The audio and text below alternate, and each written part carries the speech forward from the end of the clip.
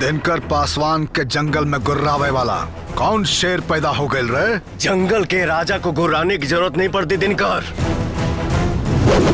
उसके कदमों की आहट बता देती है कि वो आ चुका है।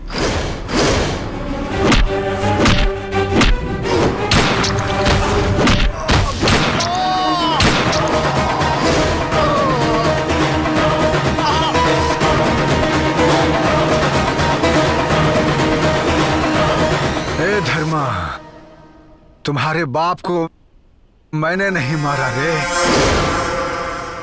तुम्हारे बाप को मारने वाला कोई और है।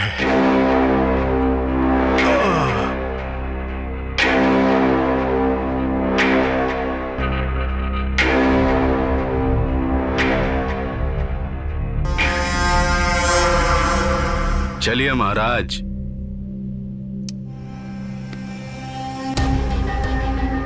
मान गए रफीक भाई आपके दिमाग को। एक ही तीर से कई निशाने लगा दिए।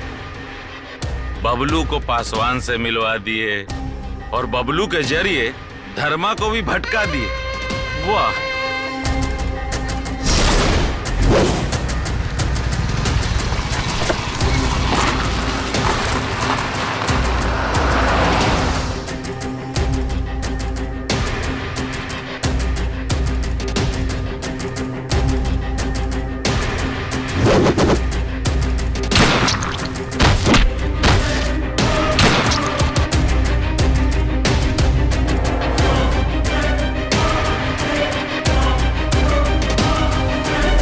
रफी भाई, आपने जो भी कुछ कहा मैंने सब कुछ किया। अपने वादे के मुताबिक अब तो छोड़ दीजिए, प्लीज छोड़ दीजिए रफी भाई। जरूर बबलू जरूर। तूने अपनी वफादारी निभाई, मैं अपनी जुबान निभाऊंगा।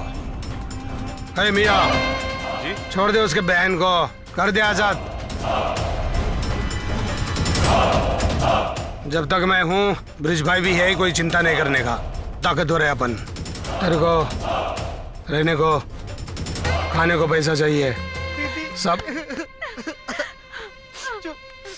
चुप। अरे रोना धोना बंद करो। आप खुशी खुशी घर जाओ, आराम से अपनी जिंदगी जियो। जाओ दीदी। चला दीदी। रफीक भाई, ये बबलू को छोड़ना उचित नहीं होगा। अगर उसने जबान खोल दिया तो दिक्कत हो जाएगा रफीक भाई। मंत्री साहब, आप बहुत टेंशन लेते हैं। बबलू अपने घर नहीं गया तो कहाँ गया? अल्लाह के घर। ए जुनेद, क्या कर रहे? जा पीछा कर।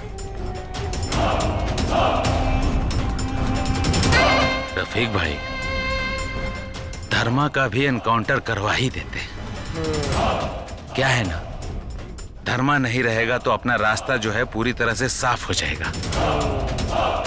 आपका डिमांड कम ही नहीं हो रहा है। मंत्री क्या हो गए, ऑर्डर पे ऑर्डर फरमाते ही रह रहे। अरे कुछ काम अपने लोगों से भी करवाओ। नेक काम में देरी किस बात की रफीक भाई, आइए सब हो जाएगा। राजन जी समझ गए ना? जी, तिवारी को पहले से बोल रखे हैं। हमारे फोन के इंतजार में 20 की स्पीड में गाड़ी चला रहे हैं। 20 के स्पीड से जी।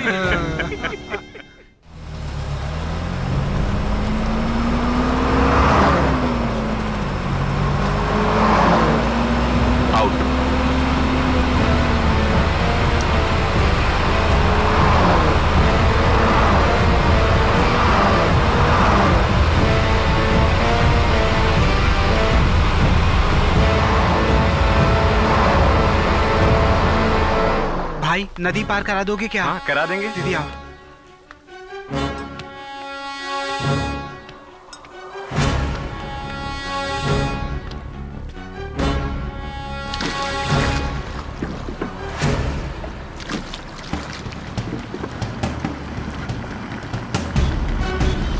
और तेज चला।